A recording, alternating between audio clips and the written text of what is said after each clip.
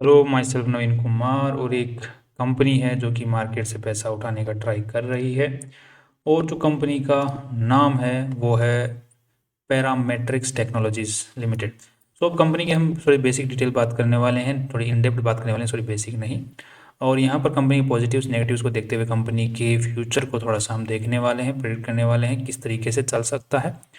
तो यहाँ पे अगर बेसिक डिटेल की सबसे पहले बात कर लेते हैं आईपीओ से रिलेटेड, तो यहाँ पे 27 अगस्त से 30 अगस्त के बीच में कंपनी का आईपीओ खुलने वाला है। 110 का कंपनी ने प्राइस सेट किया है, फिक्स प्राइस सेट किया है, और 1200 का लॉट साइज है। तो आपको एक आईपीओ फाइल लगाने के लिए 1,32,000 रुपये की जरूरत पड़ने वाली है। कंपनी यहाँ से लगभग 33 करोड़ 84 लाख रुपये उठा रही है, जिसमें से 30 करोड़ 35 लाख रुपये ही कंपनी में जाने वाले हैं। बाकी जो 3.5 करोड़ रुपए के शेयर्स हैं वो कंपनी के जो प्रमोटर लोग हैं वो यहाँ पर बेच रहे हैं। सो थोड़ा बहुत शेयर्स प्रमोटर लोग भी अपने खातों में शेयर बेच के पैसा कमाने की कोशिश यहाँ पर इस आईपीओ के थ्रू करना चाहते हैं। 126 करोड़ रुपीज़ की कंपनी की वैल्यू लगाई जा रही है। अब यहाँ पे कंपनी काम क्या करती है उसकी अगर बात करते हैं उससे पहले, सो यहाँ पर कंपनी काम करती है, कंपनी सॉफ्टवेयर बनाने का काम करती है। सॉफ्टवेयर किस तरीके से, मान के चलिए कि मार्केट में बहुत टाइप के अलग अलग टाइप के काम होते हैं, राइट। तो कोई भी कंपनी है उसके अलग अलग सेक्टर्स हैं, अलग अलग सेगमेंट्स हैं, अलग अलग काम है। जैसे कोई एम्प्लॉयज़ को परफॉर्मेंस को चेक करने का एक ऐप है, सॉफ्टवेयर है, तो ऐप बना दिया कंपनी ने, अब उसको मैनेज कर रही है, तो वो जो ऐप है उसको बेच दिया, राइट। तो इस तरीके से मार्केट में बहुत सारे काम होते हैं। द्रोणा, जैसे Drona virtual classroom platform, right, कि कोई क्लासरूम जो है बच्चों को पढ़ाने के लिए कहीं दूर से क्लासरूम चलाई जा रही है, तो वर्चुअल क्लासरूम उस टाइप का एक सॉफ्टवेयर बना दिया। इसी टाइप से क्लाउड सिक्योरिटी पोस्चर असेसमेंट, कि कोई आपकी सिक्योरिटी के जो होती है, जैसे इंटरनेट सिक्योरिटी है, उसका थोड़ा सा असेसमेंट मिल जाए आपको उससे रिगार्डिंग पढ़ाई के से रिलेटेड, या फिर कोई एक सॉफ्टवेयर बना दिया। तो अलग अलग कामों के लिए अलग अलग सॉफ्टवेयर्स बना देने वाला जो एक काम है वो ये काम करती है। सो सॉफ्टवेयर बनाने का बेसिकली काम करती है, और बाद में उनको मेंटेन करने का भी काम करती है। सो ये मेन काम है। इसी के साथ में कंपनी अब पैसे उठाना क्यों चाह रही है, रीज़न क्या है? सो वो कंपनी बोल रही है कि हमें अपना इंफ्रास्ट्रक्चर और बड़ा करना है, हमें थोड़े से और ऑफिस, कंप्यूटर्स, सिस्टम्स, इनकी ज़्यादा ज़रूरत पड़ने वाली है, और यहाँ पर सर्विस जो ऑफरिंग है उसको बढ़ाना है और एक्सेलरेट करना है। उसी के साथ में जो जो दूसरी जगह हैं, मिडिल ईस्ट हो गई, जिस तरीके से ईस्ट एशिया हो गया, दूसरे कंट्रीज़ के अंदर में भी हमें एक्सपेंड करना है खुद को, जिसके लिए हमें पैसों की ज़रूरत है, लगभग 30 करोड़ 35 लाख रुपए की। अब कंपनी के अंदर में आईपीओ से पहले जो प्रमोटर्स के पास में शेयर होल्डिंग थी वो थी 75%, और आईपीओ के बाद में 54% रह जाने वाली, जो कि थोड़ा सा ठीक है, 50% से ऊपर है। बट कंपनी आज के दिन छोटी है, 126 करोड़ की ही कंपनी है, राइट। अभी कंपनी कितनी भी बड़ी हो सकती है, आसमान तो अनलिमिटेड है। बट यहाँ पे जो प्रमोटर्स की शेयर होल्डिंग है वो काफ़ी कम हो गई है, जिसके अंदर से यहाँ पर एक चीज़ नज़र आती है कि फ्यूचर के अंदर में जो प्रमोटर लोग हैं वो कंपनी को लेके ज़्यादा सीरियस ना रहें, देयर आर चांसेस।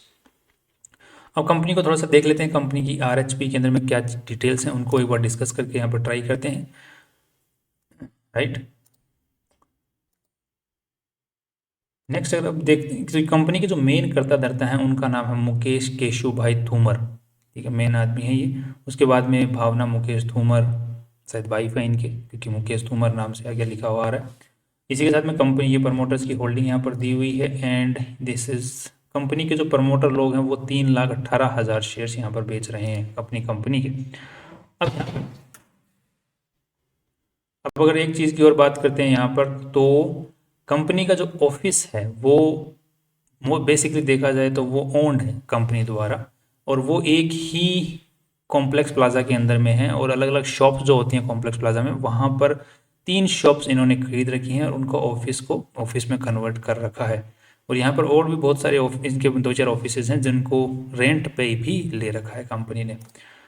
कंपनी का जो लोगो है पैरामेट्रिक, ये आज के दिन रजिस्टर्ड नहीं है, और यहाँ पर कंपनी में जो एम्प्लॉय काम कर रहे हैं, एक 209 एम्प्लॉयज़ काम कर रहे हैं।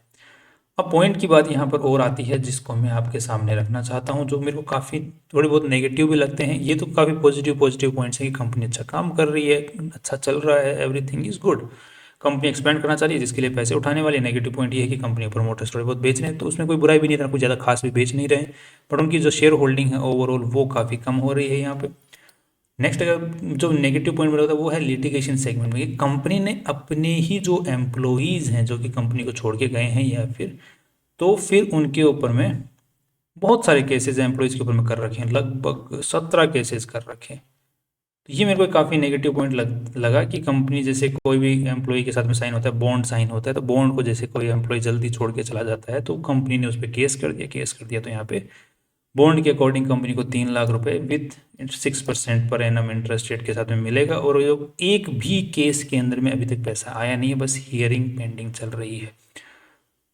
सो बेसिकली कंपनी का जो जो रेशियो है, जो एम्प्लॉय टर्नओवर रेशियो है, उसको देखते हुए मुझे काफ़ी थोड़ा सा नेगेटिव पॉइंट यहाँ पर लगता है ये वाला। बट कंपनी के पास में एम्प्लॉयज़ की जो 209 के आसपास में एम्प्लॉयज़ हैं आज के दिन, और कंपनी के जो केसेस हैं अपने पुराने एम्प्लॉयज़ के ऊपर में बिहेवियर को देखते हुए मुझे काफ़ी थोड़ा सा नेगेटिव लगता है। एक में भी अभी तक पैसा मिला नहीं है, सॉरी ये आउटस्टैंडिंग है, अभी बचे हुए हैं। सो हो सकता है कंपनी को मिला होगा, बट 17 केसेस काफ़ी ज़्यादा मुझे लगता है।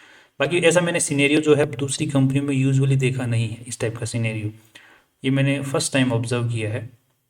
तो अगर आपने भी देखे हैं इस टाइप के सिनेरियो तो आप कमेंट कर सकते हैं, यदि अच्छी चीज़ है कि बुरी चीज़ है। मेरे को तो ज़्यादा कुछ खास इसमें अच्छी लगा नहीं। नेक्स्ट अगर आप देख लेते हैं थोड़ा कंपनी का बैलेंस शीट को चेक कर लेते हैं। तो बैलेंस शीट को अगर चेक करेंगे तो इसमें टोटल जो बैलेंस शीट की साइज़ है वो 33 करोड़ 54 लाख रुपए की है। अब यहाँ पे कंपनी ने जो पैसे आए हुए हैं, जो जो जो 33 करोड़ की जो बैलेंस शीट है, उसमें 30 करोड़ रुपए तो जो इन्वेस्टर्स हैं उनके पैसे हैं, यहाँ पर कंपनी के पैसे हैं, इन्वेस्टर्स के पैसे हैं, कंपनी के शेयर होल्डर्स के पैसे। बाकी जो पैसा है 30 करोड़ के अलावा 3 करोड़ के आसपास में, वो उधारी का पैसा है। अब ये पैसा लगा हुआ कहाँ पे है, वो मेन चीज़ है। तो यहाँ पे नॉन करंट इन्वेस्टमेंट तो यहाँ पर देखने को मिल रहा है कि कंपनी ने नॉन करंट इन्वेस्टमेंट, दूसरी जो कंपनियां होती हैं उनके शेयर्स खरीद के रखे हुए हैं कंपनी ने, वर्थ ऑफ 9 करोड़ रुपीज़। वो इंडिया की कंपनियां लिमिटेड नहीं है, बाहर की जो यूके बेस्ड कंपनी है, बाहर के देशों की जो कंपनीज हैं उनके भी शेयर्स कंपनी ने यहाँ पर खरीद रखे हैं। इसके भी दिखाएंगे आपको।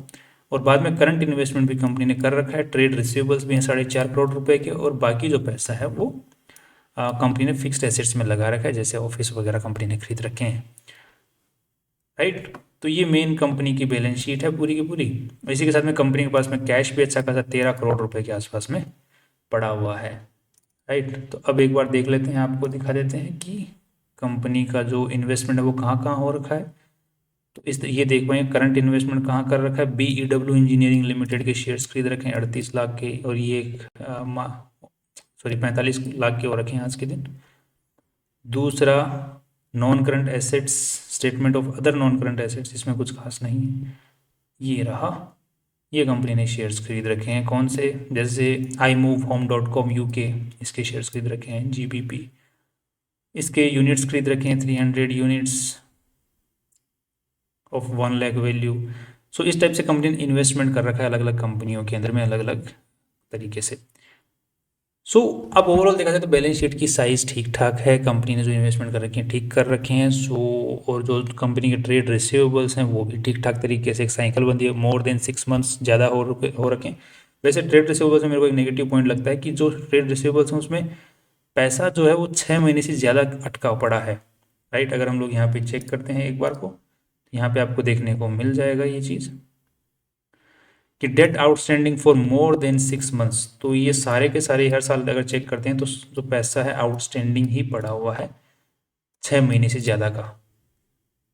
That is very bad. 6 महीने के अंदर अंदर तक रहता है कि इसका मतलब तो ये कि हर 6 महीने में रिकवर हो रहा है, मतलब रिकवर हो जा रहा है अगले साल तक, आपकी जो नया 6 महीने का पेंडिंग बचा हुआ है। बट यहाँ पे मोर देन लिखा हुआ है, दैट इज़ बैड।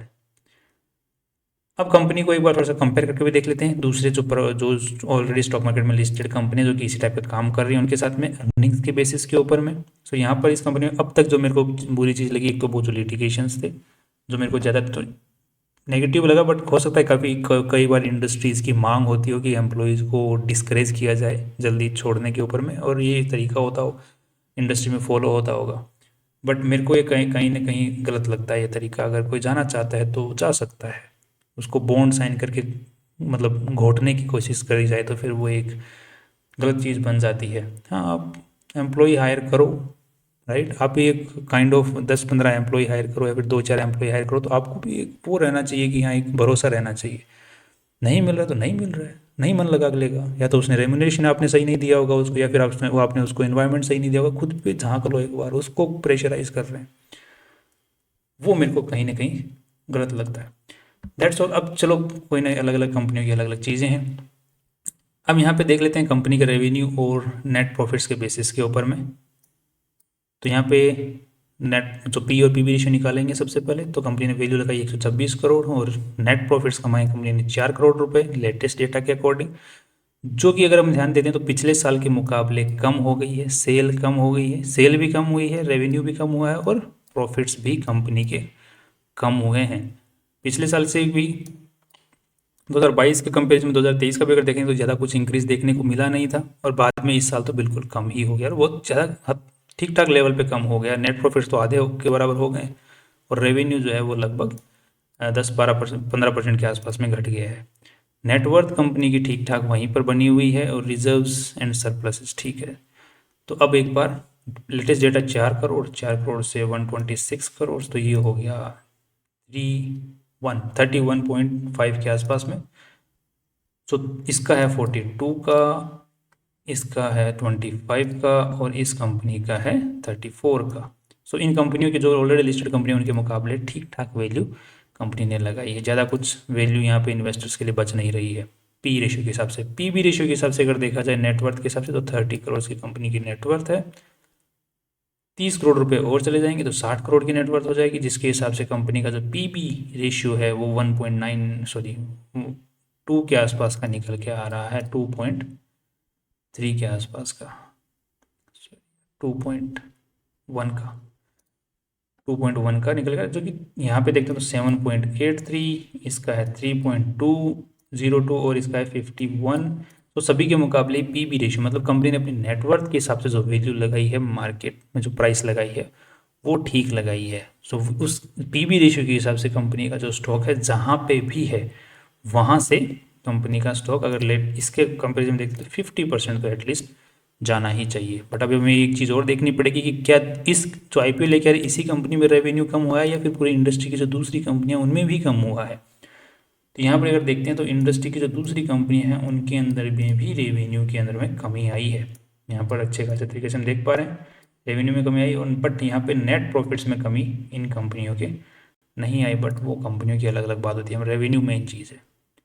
इस कंपनी को चेक करते हैं तो इस कंपनी का रेवेन्यू में कोई कमी नहीं आई, इसके कंपनी में बढ़त हुई है। अब ये कंपनी है अल्टेक, इसमें अगर देखते हैं तो इस कंपनी के अंदर में भी रेवेन्यू में कमी नहीं आई। सो बेसिकली पूरे मार्केट में कमी नहीं आई है, कुछ कंपनियों में कमी देखने को मिली है। एक बार रुको, हाँ। सो ओवरऑल देखा जाए तो कंपनी का जो स्टॉक है शॉर्ट टर्म में मुझे थोड़ा बहुत जंप लेने को देखने को मिल सकता है, because of based on the जो लिस्टेड कंपनी है और उनके कंपटीशन के हिसाब से। बाकी लॉन्ग टर्म्स के हिसाब से मुझे थोड़ा सा अभी डाउटफुल सिनेरियो लग रहा है कंपनी के अंदर में, बेस्ड ऑन कंपनी के जो प्रमोटर्स उनकी शेयर होल्डिंग काफ़ी ज़्यादा रिड्यूस हो गई है इतनी कम वैल्यूएशन के हिसाब से ही। दूसरा केसेस लिटिगेशंस, थर्ड वन जो कंपनी की जो सेल है वो रेवेन्यू है वो घटा है काफ़ी और नेट प्रॉफिट्स में काफ़ी हैम्पर देखने को मिला है। तो उस बेसिस के ऊपर लॉन्ग टर्म्स के हिसाब से मुझे अभी अगले जो रिजल्ट आने वाले हैं उनके ऊपर में अगर नज़र डाल के देखेंगे तो लॉन्ग टर्म्स के बारे में एक बार सोचने को देखेंगे। That's all. अब आप कोई भी डिसीजन लेते हैं अपने हिसाब से तो वो रिसर्च करके, ये लिमिटेड रिसर्च थी जिसके हिसाब से जो रिजल्ट आया है वो न्यूट्रल आया है, ना ऊपर की तरफ, थोड़ा बहुत शॉर्ट टर्म का थोड़ा बहुत ऊपर की तरफ में छलांग देखने को मिल सकता है, उसके बाद में थोड़ा बहुत वापस रिडक्शन भी देखने को मिल सकता है। That's all. कल फिर मिलते हैं नई इंपॉर्टेंट वीडियो के साथ में, और कोई भी डिसीजन अपने फाइनेंशियल एडवाइजर को पूछ के और रिसर्च करने के बाद में ही लें।